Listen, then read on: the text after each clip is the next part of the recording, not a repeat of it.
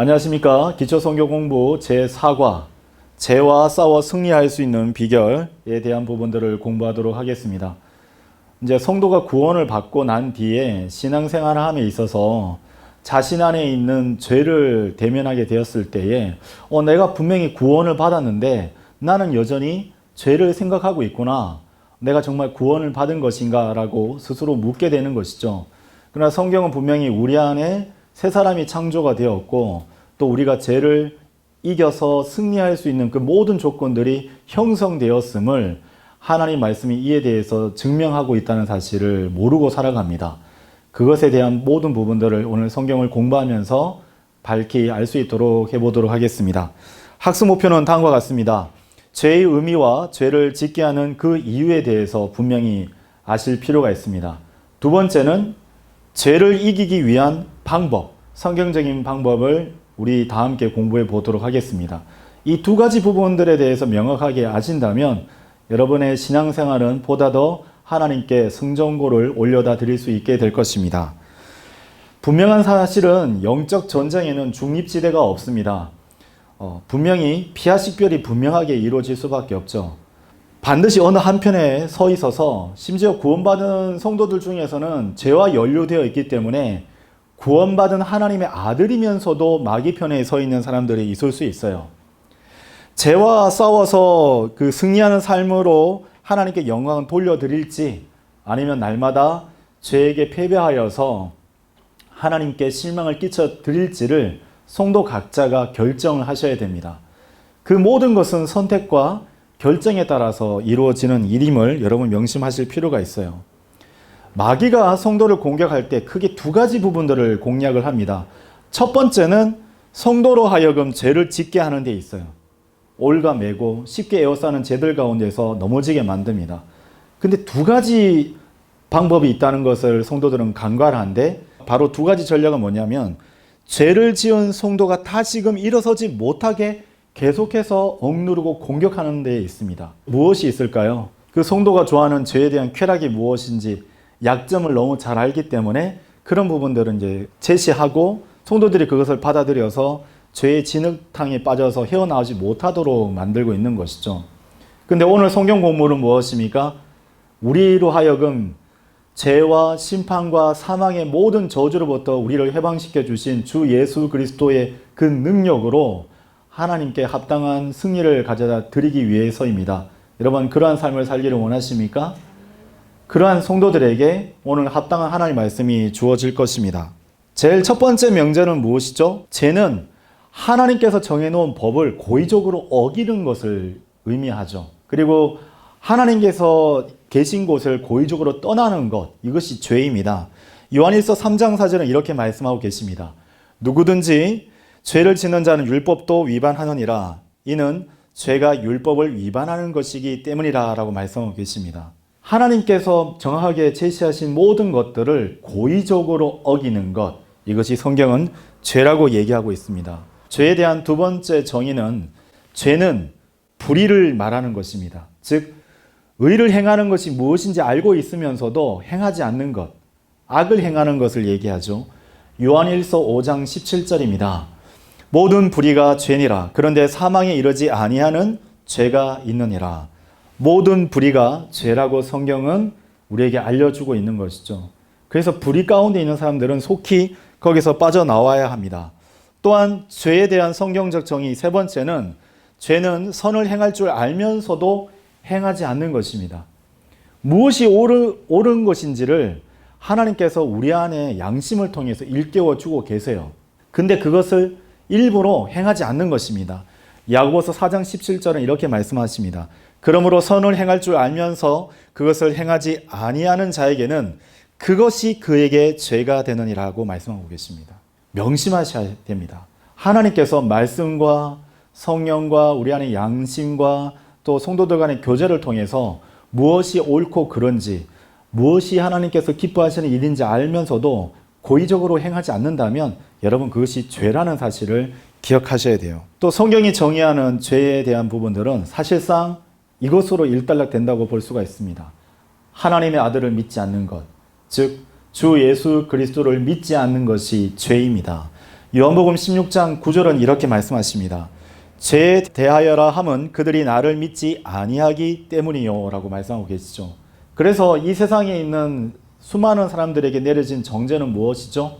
주 예수 그리스도의 복음이 오늘도 이 시간에 수십 명에게, 어쩌면 수백 명에게 몇 초 단위로, 몇 분 단위로 거리와 또 가가호 방문하는 성도들의 손길과 또 개인적으로 접근해서 복음을 전하는 그 개인 고령을 통해서 이루어지고 있음에도 불구하고 그들이 거부한다는 것입니다. 왜냐하면 하나님보다 죄를 더 사랑하고 하나님을 두려워하기보다 사람들의 시선을 더 두려워하기 때문이죠. 자, 성경이 알려주는 죄의 세 가지 영역이 있어요. 크게 세 가지 영역이 있는데 무엇인지 한번 찬찬히 한번 연구해 보도록 하겠습니다. 성경에서 죄가 등장하고 있는 첫 번째에 대한 부분, 인류에게 죄가 어떻게 등장하고 있는가? 창세기 3장 1절에서 6절에 그 사건이 있는데 뱀이 다가옵니다. 그리고 그 여자에게 선악의 지식의 나무 열매를 보여주면서 하나님께서 모든 동산의 나무 열매를 다 먹도록 허락해 주셨지만 단 한 가지 하지 말라고 금한 것을 하도록 유도했었던 것이죠. 3장 6절을 보십시오. 그리고 나서 그 여자는 그 나무가 먹기에 좋아 보이고 두 눈에 즐거우며 누군가를 지혜롭게 만들 정도로 탐스러운 나무인 것을 보았을 때 그녀가 그것의 열매를 따서 먹었으며 그녀와 함께한 자기 남편에게도 주었더니 그가 먹었더라. 죄는 구체적으로 세 가지예요. 먹기에 좋아 보이는 것이죠. 그리고 두 번째 유형은 두 눈에 즐거운 것이에요. 눈으로 이제 습득하는 것이죠. 그리고 지혜롭게 만들 정도의 탐스러운 어떤 그것이에요. 근데 그것을 여자가 어떻게 했을 때 얘기를 들었잖아요. 그리고 그것을 봤어요. 직시를 한 거죠. 그랬더니 죄를 저지르기로 마음을 먹은 겁니다. 이 죄의 무서운 건 무엇이죠? 여러분의 가까운 사람한테 이 죄가 파괴력을 가지고 행사를 한다는 거예요. 남편일 수 있습니다. 아내일 수 있어요. 부모님일 수 있고 여러분의 자녀일 수 있고 여러분의 이웃일 수 있어요. 가장 가까운 사람에게 여러분이 받아들였던 그 죄의 쾌락은 무서운 파괴력을 행사하는데 그것이 무엇이죠? 바로 사망입니다. 성경이 알려주는 죄의 세 가지 영역에서 분명하게 볼 수 있는 것은 죄는 듣는 것과 보는 것으로 접근해 온다는 겁니다. 대부분 그래요. 그래서 여러분 휴대폰을 많이 들여다보는 거 그거 정말 조심하셔야 됩니다. 이제 휴대폰은 흔히 말하는 스마트폰이잖아요. 컴퓨터 칩이 내장되어 있어요. 그것을 통해서 여러분이 어떤 생산자의 역할로 뭔가 유익함을 전하기 위해서 내가 효과적으로 복음을 전하기 위해서 하나님 말씀을 보거나 암송하거나 기록하거나 오늘의 묵상에 대한 부분들을 메모해 둬야지 이러면 모르겠는데 뭐 유튜버라든지 인스타그램에 나오는 그 짧은 그 동영상 밈이라든지 그것을 통해서 몇 분, 몇 시간 이상을 그런데 몰두해 버리면 여러분에게 주어져 있는 시간을 낭비할 뿐만 아니라 여러분의 죄의 영역으로 여러분을 올가매고 끌어내리는 것을 경험하게 될 것이에요. 제거하셔야 됩니다. 어떻게든 그 시간을 되돌리셔야 됩니다. 마태복음 4장 3절에서 10절을 보게 되면 최초의 사람 아담의 범죄 이후에 세상에 죄가 들어왔잖아요. 첫사람 아담이 실패했어요. 그래서 마지막 아담이신 예수 그리스도께서 이 땅에 오셨을 때에 사탄이 똑같은 시험을 가지고 예수님께 접근해 오는 것을 우리는 볼 수 있습니다. 창세기 3장 6절을 잘 기억하셨죠? 자, 보세요. 마태복음 4장 3절에서 10절에 보면 그리고 그 시험하는 자가 누구죠? 사탄입니다. 옛 뱀, 마귀라 불리는 그 존재죠. 그분께 예수님께 나와왔을 때 그가 말하기를 만일 내가 하나님의 아들이면 이 돌들이 빵이 되도록 명령해 보라 하였더라. 먹는 것과 관련된 있는 부분들이죠. 보기에 탐스러운 나무처럼 보이는 거예요. 5절을 보십시오. 그때 마귀가 그 거룩한 도성으로 그분을 데리고 올라가서 성전의 높이 솟은 부분 위에 그분을 세워두고 그분께 말하기를 만일 내가 하나님의 아들이면 스스로 뛰어내려 보라. 이는 기록되기를 그분께서 자신의 천사들에게 너에 관한 명을 내리시리니 그리하면 그들이 자신들의 손으로 너를 떠받쳐서 어느 때라도 내가 너의 발을 돌에 부딪히는 일이 없게 하시리라 하였기 때문이라 하니라. 이 시험하는 자가 다가오는 두 번째 전략은 뭐냐면 명예심을 자극한 겁니다. 그리고 보세요. 아주 종교적이에요. 기록된 말씀을 가지고 와서 이는 기록되기를 성경을 부분적으로 인용을 합니다. 그리고 이 말씀이 사실상 재림하시는 주 예수 그리스도 두 번째로 오셨을 때의 영광 중에 오실 예수님께서 취할 그 부분들을 아직 십자가의 고난 가운데에서 죽지 않으시는 그 예수님께 제시를 하는 거죠. 마귀는 이렇게 하나님의 말씀을 가지고 와서 우리를 혼란스럽게 만드는 거죠. 그러나 이 모든 두 번째 시험도 예수님께서는 승리하셨던 것입니다. 그리고 성경이 알려주는 세 가지 영역의 죄, 이 부분에 대해서 창세기 3장 6절과 마태복음 4장에서 등장하고 있는 이 죄에 대해서 사도 요한은 우리에게 정확하게 정의를 내려줍니다. 보십시오. 요한일서 2장 16절입니다. 이는 세상 속에 있는 모든 것이 육신의 종욕이요 안목의 종욕이요 인생의 자랑이니 아버지께 속한 것이 아니요 세상에 속한 것이기 때문이라고 말씀하고 계세요. 이 세 가지 영역에서 마귀는 각가지 시험을 전개해 오는 거예요. 이 영역에서 벗어나는 건 없습니다. 다 여기 안에 포함이 되어 있어요. 첫 번째 아담이 실패했었던 그 모든 시험을 예수님께서는 승리하셨죠. 그리고 40일 밤낮으로 금식하셨음에도 불구하고 하나님의 말씀으로 이것을 승리를 하셨는데, 자세히 보면 세상에 속한 것이 이 바로 제 영역인데 현재 이 세상을 관정하고 있는 신은 누구죠? 하나님 아닙니다. 바로 마귀예요. 마귀가 이 세상의 신으로서 이 모든 것을 우리 앞에 꺼내놓고 있는데 대부분 듣는 것, 보는 것으로 이것을 우리에게 시험으로 제시를 하고 있는 것입니다. 자, 죄의 영역에 대한 부분들을 정리를 해보도록 하겠습니다. 창세기 3장 6절에 보면 먹기에 좋아 보이고, 그렇죠? 두 눈에 즐거우며 지혜롭게 만들 정도에 대한 그 성각의 지식의 나무 열매를 제시했을 때의 반응이었죠. 마태복음 4장 3절에서 10절은 어떻습니까? 돌들이 빵이 되도록, 그리고 성전의 높은 곳에서 뛰어내리게끔 만들었죠. 명예를 자극했어요. 그리고 세상의 모든 왕국들과 영광을 쫓게 만들었던 것입니다. 이 세 가지 시험들이 같은 맥락에서 이어지는 것을 볼 수가 있어요.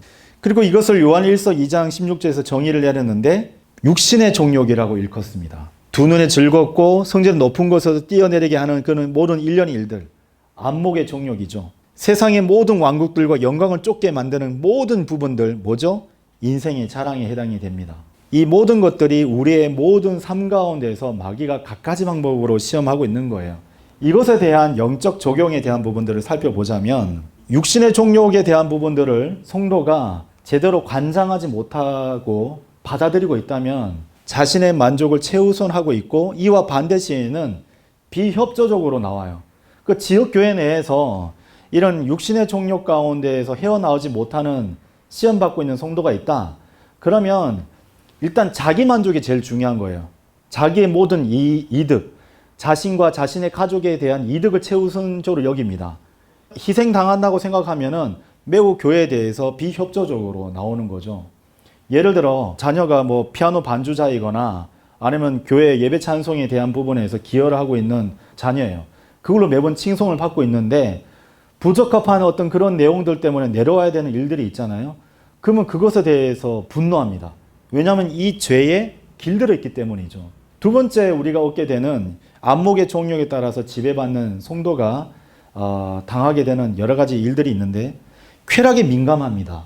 성도들 앞에서는 그것을 내색을 하지 않지만, 그래서 보면은 그분의 인스타그램이나 카카오톡 프로필 사진 등이나 자주 교제할 때 보면은 그 자매님, 그 형제님이 어디 계셔요?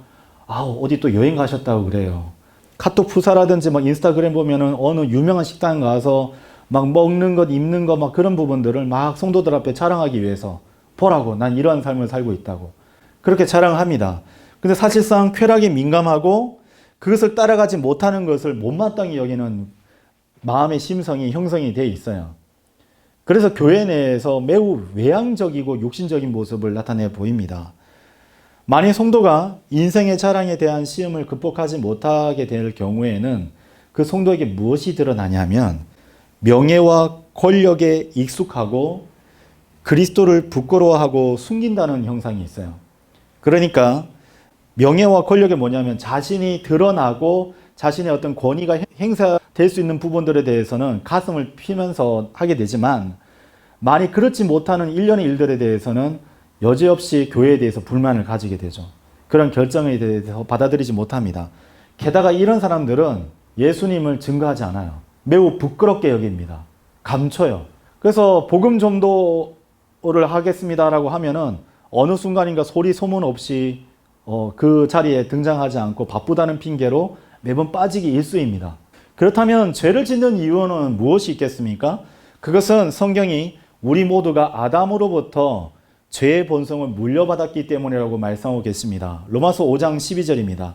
이런 이유로 한 사람으로 말미암아 죄가 세상 안으로 들어왔고 죄로 인하여 사망이 들어온 것과 같으니 그리하여 모든 사람이 죄를 지었으므로 사망이 모든 사람에게 전달되었느니라 라고 말씀하고 계십니다.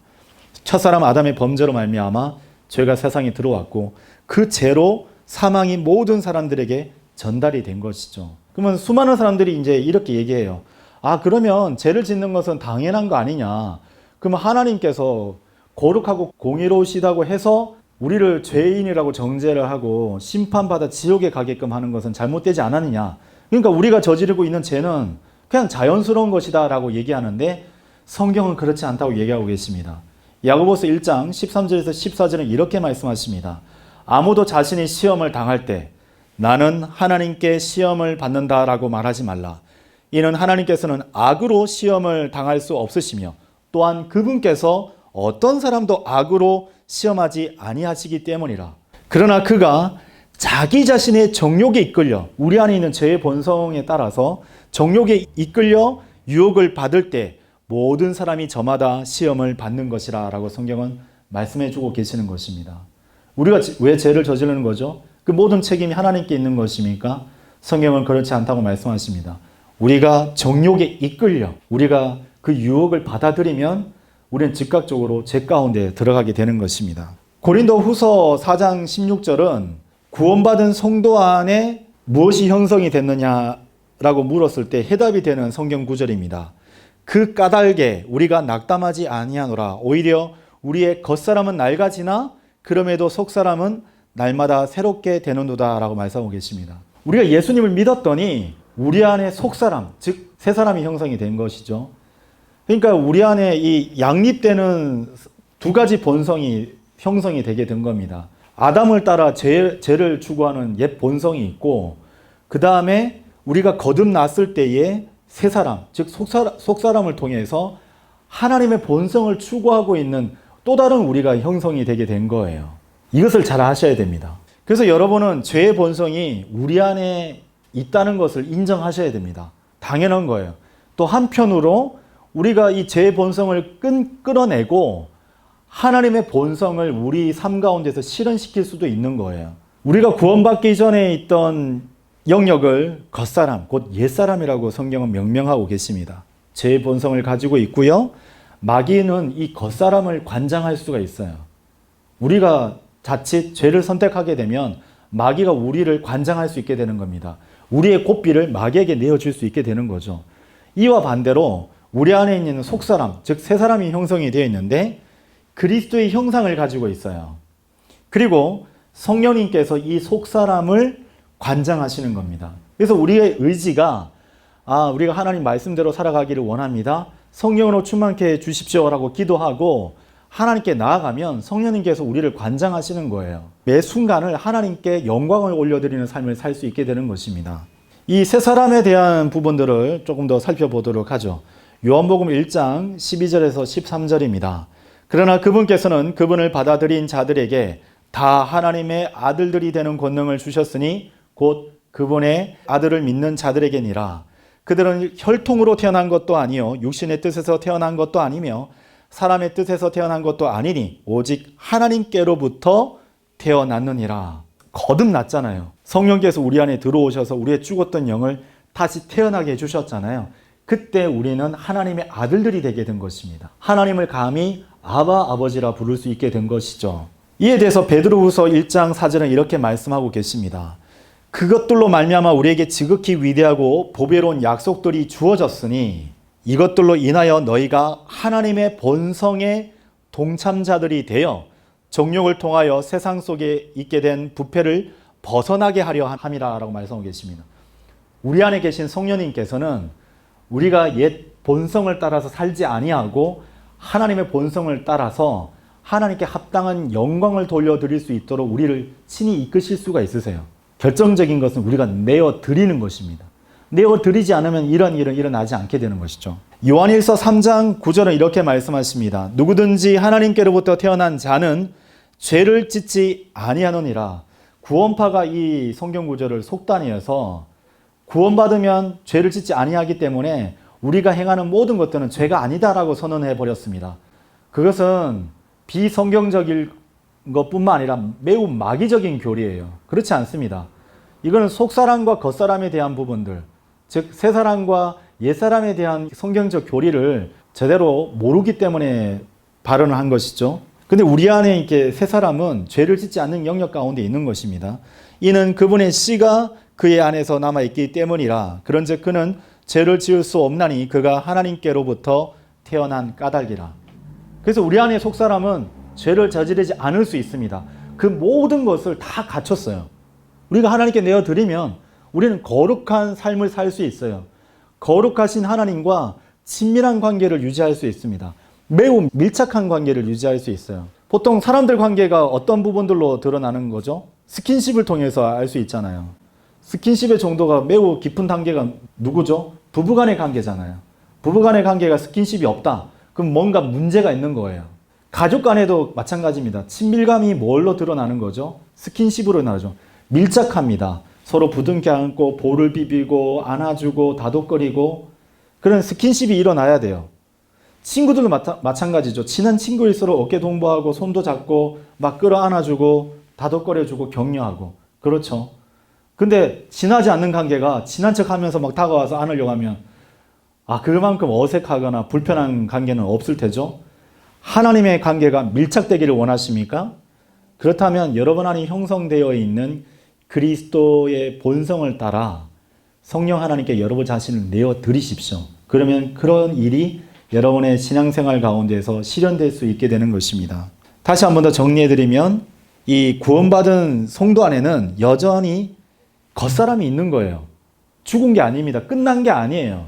여전히 우리 본성이 있어요. 여전히 활동하고 있습니다. 근데 왜 자꾸 우리는 죄를 저지르는 걸까요? 성도 안에 새 사람이 형성되었다고 옛 사람이 없어지는 것은 아니. 내가 거듭났으니까 이거는 옛날 옛적에 다 끝나버렸다고 생각해버리는 겁니다. 아니에요. 공존하고 있는 거예요. 함께 살아가고 있는 겁니다. 그래서 우리가 6일 동안 하나님 말씀대로 부여잡지 못하고 살아가면 주일날에는 고개 숙이면서 하나님 저 같은 죄인이 없다고 감히 고개 들어서 하나님 얼굴도 못 보고 성도들 보기에도 민망하고 목사님 설교 말씀은 꼭 나를 이미 다 아는 것처럼 막 찔림을 주면서 어떻게 목사님이 나를 아시고 또 저렇게 얘기하시지? 막 그렇게 생각을 하면서 또 있게 되는 것이죠. 잊지 마십시오. 성도 안에는 두 사람이 공존하고 있는 거예요. 옛사람과 새사람이 싸우고 있는 겁니다. 새사람은 하나님의 법을 따르는 것을 즐거워합니다. 그러나 옛사람은 죄의 법을 따르고 있죠. 우리 안에 거듭났을 때 다시 태어난 이 새사람은 성령을 따라 화평과 기쁨을 추구합니다. 그 약속의 말씀들이 실현되기를 간절히 바라요. 그러나 옛사람은 정욕을 따라 하나님을 대적하고 죄를 짓기를 원합니다. 우리 안에서 그런 일들이 벌어지는 거예요. 그래서 사도 바울이 뭐라고 얘기했습니까? 로마서 7장 21절에서 25절은 이렇게 말씀하십니다. 보세요. 그런즉 내가 하나의 법을 발견하였나니. 성도들에게 얘기하는 거예요. 놀라운 걸 알게 됐어. 이 사람이 성령을 통해서 거듭나게 되면 우리 안에 새 사람이 형성이 되는 거야. 그래서 우리 안에 두 사람이 있게 됐다는 걸 내가 발견하게 된 거라고 로마서에서 밝히고 있는 겁니다. 내가 선을 행하기를 바랄 때 악이 나와 함께 있다는 것이라 공존하고 있는 거예요. 이는 내가 속사람을 따라 하나님의 법을 크게 즐거워하기 때문이라. 그러나 내 지체들 속에 있는 내 육신 안에 있는 거죠. 또 다른 법을 보나니 나의 생각의 법과 전쟁하여 나를 내 지체들 속에 있는 죄의 법에게로 사로잡아 오는도다. 오 나는 비참한 사람이로다. 누가 나를 이 사망의 몸에서 구해내겠는가? 나는 우리 주이신 예수 그리스도를 통하여 하나님께 감사드리노라. 그렇기에 나 자신은 생각으로 하나님의 법을 섬기나 육신으로는, 여기 23절에 내 지체들이죠. 육신으로는 죄의 법을 섬기노라 라고 되어 있는 겁니다. 이상하지 않습니다. 우리 안에 이 두 가지 부분들이 있다는 거 인정하셔야 됩니다.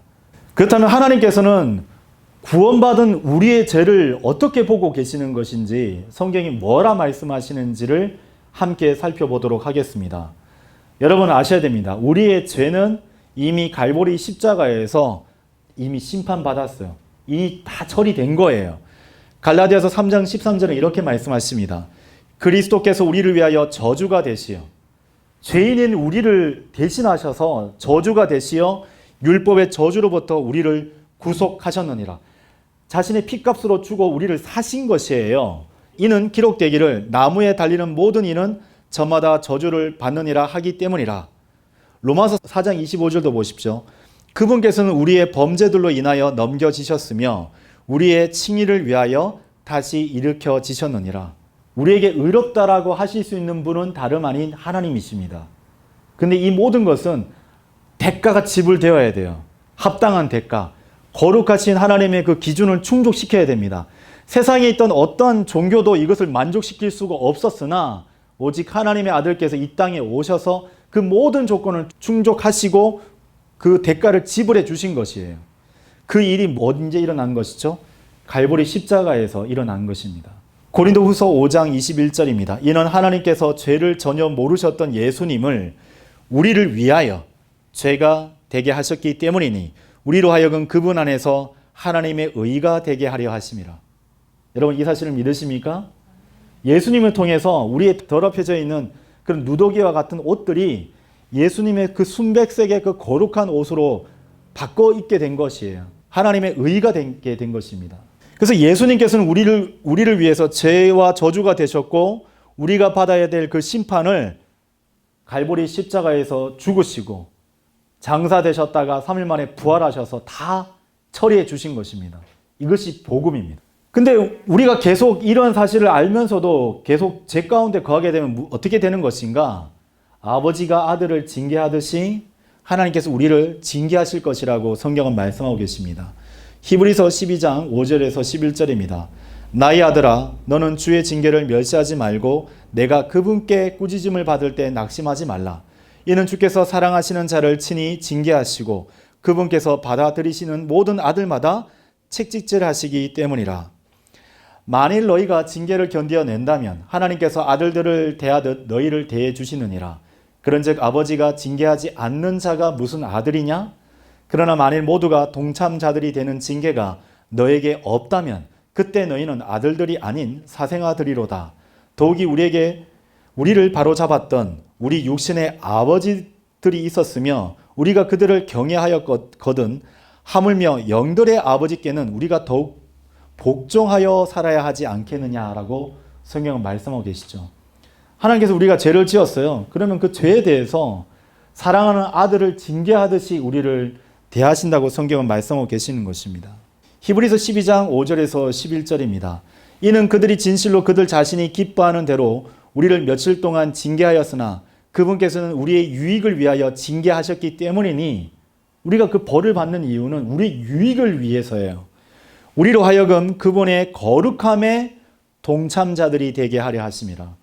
하나님과의 그 친밀한 사귐, 거룩한 사귐을 충족시키기 위해서는 죄를 제거할 필요가 있는 거예요. 그래서 하나님께서는 어떤 식으로 초청을 하시느냐? 징계로 불러들이시는 겁니다. 11절 지금 당장은 어떤 징계도 즐거워 보이지 않고 오히려 비통해 보이지만 그럼에도 불구하고 그것은 이후에 징계로 훈련된 자들에게 화평한 의의 열매를 맺느니라. 여러분 하나님께서 매를 여러분 앞에 드시고 이놈 하실 때 슬퍼하지 마십시오. 하나님께서 여러분을 사랑하시기 때문에 매를 드셨다는 사실을 기억하셔야 됩니다. 성경은 그래서 우리가 무엇을 뿌리든지 그대로 거두게 될 것이라고 알려주고 있죠. 갈라디아서 6장 7절에서 8절까지의 말씀입니다. 속지 말라. 하나님께서는 농락당하지 아니하시느니라. 이는 사람이 무엇을 뿌리든지 그가 그것 또한 거둘 것이기 때문이라. 이는 자신의 육신에 뿌리는 자는 육신으로부터 썩는 것을 거두기 때문이라. 그러나 성령께 뿌리는 자는 성령께로부터 영원한 생명을 거두리라. 이 사도 바울이 우리 안에 있는 두 가지 본성에 대해서 얘기했어요.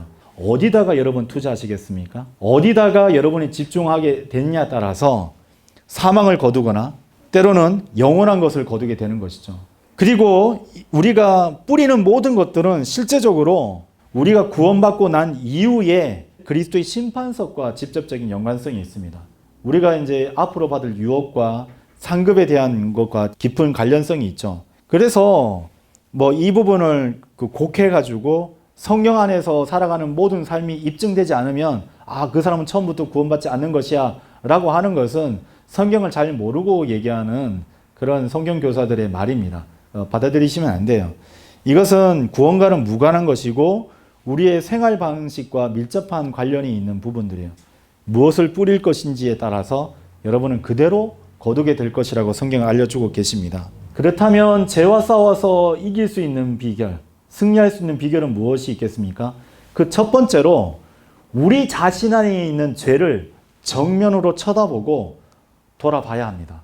분석을 하셔야 돼요. 검토를 하셔야 됩니다. 어떠한 죄로 우리가 쉽게 넘어지는지, 어떠한 죄로 우리가 항상 걸려 넘어지는지를 살펴보셔야 됩니다. 고린도전서 11장 31절과 32절입니다. 이는 만일 우리가 자신을 판단하려고 한다면 우리가 판단받지 않을 것이기 때문이라. 그러나 우리가 판단을 받을 때 우리는 주께 징계를 받는 것이니 우리가 세상과 함께 정죄받지 않으려 함이라.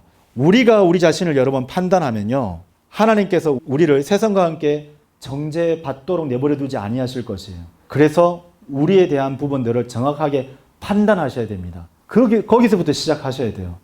나는 구원받은 성도인데도 불구하고 하나님께 날마다 실망시켜 드려버리는 그런 탕자와도 같구나. 나는 참으로 비참한 사람이다. 그럼 나는 과연 어떻게 해야 될 것인가? 라고 했을 때에 이 말씀을 새겨 듣고 자신 안에 있는 죄를 정면으로 보셔야 됩니다. 요한일서 1장 8절입니다. 만일 우리가 자신에게 아무 죄도 없다고 말한다면 우리는 스스로를 속이는 것이요 진리가 우리 안에 있지 아니하느니라 라고 말씀하고 계십니다. 구원받은 성도 안에 있는 죄를 보셔야 됩니다. 지금도 안타까운 것은 수많은 구원파 쪽에 있는 사람들이 자신은 죄와 완전히 분리되어 있기 때문에 자기가 저지른 모든 것들은 죄가 아니다라고 선언해 버린 거죠. 아니에요. 거짓말한 겁니다. 진리가 그 사람 안에 있는 것이 아니죠. 하나님께서 우리 자신 안에 있는 죄를 일깨워 주실 때 그것 때문에 낙심하지 마십시오. 그리고 그것은 나를 고치시고자 하는 것에 대한 따뜻한 손길인 것에 대해서 감사하시고 하나님께 나아가 죄를 인정하셔야 됩니다. 그 부분이 필요한 것입니다. 그리고 죄와 싸워 승리할 수 있는 비결 두 번째는 죄를 하나님께 자백해야 됩니다. 요한일서 1장 9절은 이렇게 말씀하십니다. 만일 우리가 우리의 죄들을 자백한다면 그분께서는 신실하시고 정의로우셔서 우리에게서 우리의 죄들을 용서하시고 모든 불의에서 우리를 정결하게 하실 것입니다. 여러분, 이것을 믿고 하나님께 나아가셔야 됩니다. 히브리서 9장 14절은 예수 그리스도의 보혈을 의지하며 하나님께 나아갈 것을 촉구하고 있어요. 하물며 영존하시는 성령을 통하여 자신을 흠없이 하나님께 바치신 그리스도의 피는 죽은 행위들에서 너희 양심을 깨끗이 씻어내어 얼마나 더 살아계신 하나님을 섬기도록 하겠느냐. 우리가 죄로 인하여서 추구했던 양심이 있다면 예수님의 보혈은요, 구원받을 때만 필요한 것이 아니라 우리가 신앙생활을 했을 때에 하나님께 나아가게끔 만드는 데 있어서 매우 필요한 수단인 것이죠. 그 보혈을 의지해서 하나님께 나아가셔야 됩니다. 히브리서 4장 15절에서 16절은 이렇게 말씀하십니다. 이는 우리에게 계신 한 대제사장은, 즉 예수님이시죠. 지금 셋째 하늘에서 우리를 구보다 보시고 이 대제사장의 역할을 감당하고 계십니다. 우리의 연약함들을 공감하지 못하는 분이 아니시기 때문이라. 왜냐하면 우리와 똑같은 육체를 입고 이 땅에서 활동하셨던 분이기 때문에 그러신 거죠. 오히려 모든 점들에서 우리가 그러한 것처럼 시험을 받으셨으나, 마태복음 4장에서 우리와 동일한 시험을 받으셨어요. 그럼에도 죄는 없는 분이시라. 그러므로 우리가 담대하게 은혜의 보좌로 나아가자. 이는 우리가 자비를 얻어내고 필요한 때에 도우시는 은혜를 발견하고자 함이라. 우리가 주 예수 그리스도 앞으로 나아가서 주 예수 그리스도의 보혈을 붙들면 그 보혈로 통해서 아버지 하나님께 나아가 기도와 간구를 쏟아낼 수 있게 되는 것입니다. 여러분, 더 이상 주저하지 마십시오. 그리고 죄와 싸워서 승리할 수 있는 비결 네 번째는 예수 그리스도 안에서 우리가 죽었음을 알아야 됩니다. 로마서 6장 6절입니다. 이것을 알거니와 우리의 옛사람은 그분과 함께 십자가에 못 박히나니 이는 그의 제 몸이 멸망받게 하려 함이요 이후로는 우리가 죄를 섬기지 않게 하려 함이라. 여러분, 우리의 옛사람이 죽었습니까? 예, 과거에 이미 죽었어요. 그러나 우리 안에 같이 사서 역사를 합니다. 그 옛사람을 그분과 함께 십자가에서 못 박히도록 해야 되는 것이에요. 그래야만 우리가 죄를 더 이상 섬기거나 죄의 영향력 아래에서 벗어나지 못하는 그런 일련에 의해서 해방될 수 있게 되는 것입니다. 골로새서 3장 1절에서 10절을 보게 되면은 3절에 보면 이는 너희가 죽었다라고 선언하고 있어요. 그리고 5절에 보면 땅 위에 있는 너희의 지체들, 즉 육신이죠. 이것을 죽이라라고 얘기하고 계신 것입니다. 어떻게 되죠? 십자가에 못 박히나니 현재 진행형이 되는 것입니다. 과거로 종결된 사건뿐만 아니라 현재 진행형이 되는 거예요. 지체들을 죽이기 위해서는 어떻게 됩니까? 십자가로 나와서 못 박혀 죽게 만들어야 되는 것이죠. 표준 킹제임스 성경이 번역의 탁월함을 다시 한 번 더 우리에게 보여주고 있는 것입니다. 그리고 죄가 우리의 생각을 지배하지 않도록 해야 됩니다. 거듭 말씀드리지만 우리를 쉽게 에워싸는 그런 죄들이 있잖아요. 반복적으로 저지른 그런 죄들이 있어요. 그 패턴은 변하지 않습니다. 10년 전에도 20년 전에도 우리는 그 죄 때문에 패배했어요. 근데 보세요. 고린도후서 10장 5절과 6절에 이렇게 말씀하십니다. 우리의 상상들과 하나님의 지식을 대적하여 스스로를 크게 높인 모든 것을 저마다 허물어 뜨리며 부서뜨리셔야 돼요. 그리고 매우 중요한 게 여기 있습니다. 모든 생각마다 사로잡아 그리스도께 복종하게 하고. 자, 우리가 지금 영적 전쟁에 대한 부분들 얘기하고 있잖아요. 우리 안에 있는 두 가지 본성의 싸움에 대해서 얘기하고 있잖아요. 누구에게 우리의 의지를 내어줄 것인가에 따라서 우리는 거기에 귀속된 종이 될 수 있는 것입니다. 그런데 뭐라고 했어요? 주체는 우리예요. 우리가 되어서 하나님께서 우리 안에 있는 속사람, 즉 새 사람이 죄와 싸워서 승리할 수 있도록 모든 것을 여건을 허락해 주셨어요. 성령님께서 우리 안에 계시잖아요. 모든 생각을 사로잡으셔야 돼요. 그것이 음란함입니까? 아니면 도둑질입니까? 거짓말하게끔 만드는 상상인가요? 살인 충동입니까? 그것이 무엇이 됐든지 간에 사로잡아서 그리스도께 순종하게 하는 것입니다. 너희의 순종이 이루어질 때 모든 불순종을 응징할 준비를 하고 있도다. 승리할 수 있는 비결은 여기에 있는 거예요.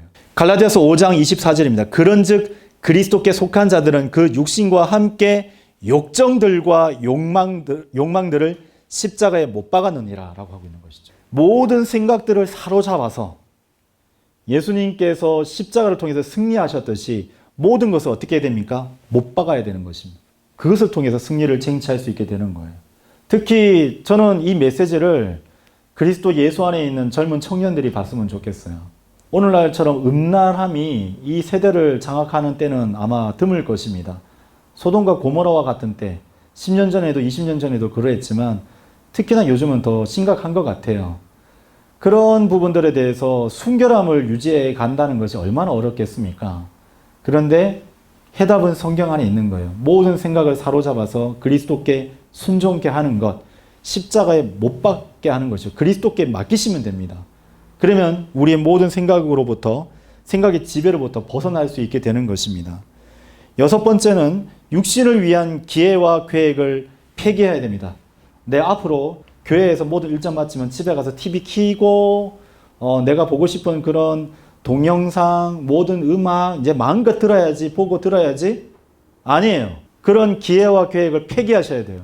로마서 13장 14절입니다. 오직 너희는 주 예수 그리스도로 옷 입으라. 그리고 육신의 정욕들을 실현하려고 육신을 위해 기회를 제공하지 말라. 예수 그리스도로 옷 입는 것은 그 사람이 누구인지를 대변해 주는 것입니다. 군인은 일반인과 다르게 머리를 깎고요. 짧게 자르고 군복을 입습니다. 군대 내 막사나 영내에 있는 군인의 어떤 신분에 대한 부분에서 옷을 의도적으로 다른 것으로 갈아입고 활동하는 것은 주어지지 않아요. 모든 것은 명령에 의해서 주어지는 겁니다. 우리는 예수 그리스도로 옷 입고 있어요. 그리고 다른 사람들이 우리가 예수님으로 옷 입고 있는 것을 볼 수 있어야 됩니다. 그러한 삶을 살아야 돼요. 왜? 육신의 정욕들을 실현하려고 육신에게 기회를 더 이상 주지 않기 위해서죠. 군인은 오직 국가의 부름을 통해서 국가를 지키기 위해서 있는 것이죠. 그 부분들을 실현하기 위해서는 반드시 우리 안에 있는 모든 생각, 기회, 계획들을 다 폐기할 필요가 있는 것입니다. 그리고 또한 일곱 번째, 승리하기 위해서는 우리가 하나님의 말씀을 소유해야 돼요. 우리의 것으로 가지고 있어야 돼요. 어떻게 됩니까? 성경을 읽거나 암송하는 등의 노력들이 필요하겠죠. 자, 우리가 최초에 예수님께서 광야에서 시험 받으셨을 때 어떻게 승리하셨는가를 한번 떠올려 보십시오. 마태복음 4장에 보면 그 첫 번째 시험에 대해서도 기록되기를, 두 번째 시험에 대해서도 또 기록되기를, 세 번째 시험에 대해서도 10절에서 사탄아 여기서 너는 물러가라 이는 기록되기를 이라고 선언하셨던 것입니다. 승리하기 위해서는 하나님 말씀을 여러분은 거침없이 사용하셔야 돼요.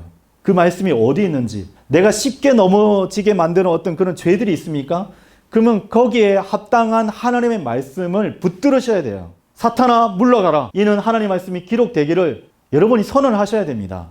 고린도전서 10장 13절에 그 비결이 있는데, 사람에게 흔히 있는 그러한 시험 외에는 너에게 닥친 시험이 전혀 없었느니라. 그러나 하나님께서는 신실하시니 너희가 능히 감당할 수 있는 것 이상으로 너희가 시험 받는 것을 허락하지 아니하시리라. 그러나 너희가 그것을 능히 감당할 수 있도록 뭐죠? 시험과 더불어 빠져나올 길도 마련하시리라 라고 되어 있어요. 흔히들 성도들이 빠져나올 길 생각하면 뭘 떠올리십니까? 아, 내가 돈이 없는데 갑자기 돈이 어디서 적금 통장이 뚝 하나 떨어지거나, 뭐 로또가 뭐 당첨이 되거나, 누가 갑자기 찾아와가지고 내가 돈 무이자를 빌려줄게, 뭐 이런 거 생각하십니까? 성경은 아니에요. 성경 자체에서 뭐라고 얘기하시는지, 내장 사전에서 뭐라고 말씀하는지 한번 보실까요? 빠져나올 길이 무엇이죠? 시편 119편 9절에서 11절을 보게 되면 청년이 무엇으로 자신의 길을 정결하게 하리이까? 당신의 말씀에 따라 그 길에 주의함으로써 정결하게 하리이다. 자신의 길을 어떻게 정결케 한다고요? 하나님의 말씀으로 정결케 한다고 되어 있어요. 제가 저의 온 마음으로 주를 찾았나이다.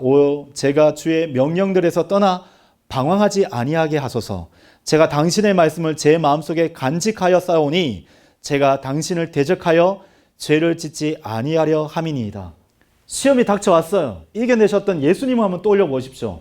우리 자신의 길에서 정결케 할 수 있는 유일한 비결은 하나님의 말씀을 통해서 그것을 극복할 수 있는 것입니다. 다른 것에 있지 않아요. 그래서 성도는 에베소서 5장 25절에서 26절을 따라서 이렇게 행하셔야 됩니다. 이는 그분께서 교회를 성결하게 구별하시고 말씀에 의한 물의 씻음으로 정결하게 하려 하심이요, 그분께서 교회를 점이나 주름이나 그러한 것이 조금도 없는 영광스러운 교회로 자신에게 제시하려 하심이요, 오직 그것을 거룩하고 흠없게 하려 하심이라고 말씀하고 계십니다. 늘 말씀의 물로 더럽혀진 생각들과 악한 습관들을 제거하셔야 돼요. 강력한 표백제는 바로 예수 그리스도의 보혈과 말씀의 물입니다. 세상에 연루된 시간이 많으십니까? 그 시간이 많으면 많을수록 여러분 더 하나님 말씀에 더 많은 시간을 투자하셔야 됩니다. 오늘 집에 가서 내게 주신 하나님의 말씀, 아니면 저한테 연락을 주세요. 어떤 말씀, 저는 이러한 부분들로 인해서 좀 고민이 있는데 형제님 어떠한 말씀이 저에게 효력을 발휘할까요? 그러면 제가 부지런히 성경을 찾아서, 아니면 제가 암송하고 있는 성경 구절을 여러분에게 제시해 드려서 저와 함께 승리를 하나님께 가져다 드리는 그런 대열에서 이탈하지 않도록 제가 최선을 다해서 도와드리겠습니다. 자, 마지막으로 죄와 싸워 승리할 수 있는 비결은 무엇이냐? 성령님께 전적으로 의지하며 살아가야 합니다. 성령님께서 우리 안에서 친히 지도하고 계시죠. 교사이시죠. 인도자이시죠. 위로자이시죠. 로마서 7장에서 자기처럼 비참한 사람이 없다고 얘기했었던 사도 바울이 로마서 8장에 이르러서 승리하게 되었다고 고백을 했어요. 그 비결은 무엇이죠? 바로 생명의 영의 법에 자신이 종속되었기 때문입니다.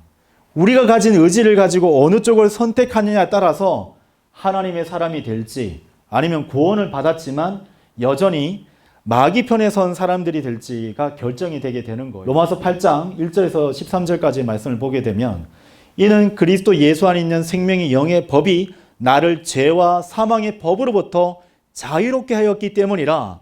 이는 만일 너희가 육신을 따라 산다면 너희는 죽을 것이기 때문이라. 갈라디아서 말씀 그대로죠. 무엇에 심든지 그대로 거둘 것이라고 말씀하셨어요. 그러나 만일 너희가 성령을 통하여 몸의 행실들을 죽이면, 어떻게 죽이는지 우리를 배웠죠? 너희는 살리라. 하나님 앞에 산 자로서, 하나님의 아들로서 우뚝 설 수 있게 되는 것입니다. 갈라디아서 5장 16절에서 25절에 이렇게 말씀하십니다. 16절, 25절. 그런즉 내가 이것을 말하노니 성령 안에서 살아가라. 그리하면 너희가 육신의 종욕을 이루지 아니하리라. 그냥 물길이 딱 막혀버리는 거예요. 더 이상 그것이 침범해 오지 않게 되는 겁니다. 만일 우리가 성령 안에서 살아 있다면 또한 우리가 성령 안에서 살아가자라고 되어 있어요. 여러분, 성령 안에서 살아가는 성도들이 되셔야 됩니다. 자, 승리의 비결에 대한 부분들을 오늘 이제 이렇게 정리를 해보도록 하겠습니다. 우리가 승리할 수 있는 첫 번째 단계는 우리 자신에 대해서 아는 것입니다. 우리가 예수 그리스도와 함께 죽었다는 사실을 인정하셔야 돼요. 그리고 여기는 것입니다. 죄에게는 죽었고 하나님께는 산자로 여겨야 합니다. 마지막으로는 드리는 것입니다. 자신을 하나님께 드려야 되는 것이에요. 첫 번째와 두 번째를까지 하는 성도들 굉장히 많습니다. 아마 열의 아홉은 다 대부분 그렇게 해요. 근데 왜 열의 아홉이 대부분 다 6일 동안 다시 오늘 주일날 하나님의 말씀을 듣고 막 성령으로 충만한 것 같고 6일 동안 하나님께 승리를 가져다 드릴 수 있을 것이라고 확신을 했는데 왜 다시 패배하는 것일까요? 하나님께 자신을 드리지 않아요. 이 세 번째 것을 하지 않습니다. 육신을 위한 그 기회와 그 시간들을 하나님께 드리는 거예요. 하나님의 영광을 위해서. 복음 전도지를 들고 내가 어떻게든 오늘 하루에 3장을 꼭 나눠주겠다라고 선언했었던 주일학교 그 여고생의 어떤 신앙 고백을 기억을 합니다. 어떻게든 고3 학생인데 매일 그렇게 했어요. 지금 어떻게 섬기고 있을까요? 저는 무척 신실하게 하나님 섬기고 있을 거라고 저는 믿습니다. 승리를 하나님께 가져다 드리는 여러분의 믿음의 행로들이 되기를 바라며 기초성경 공부 공과를 마치도록 하겠습니다. 감사합니다.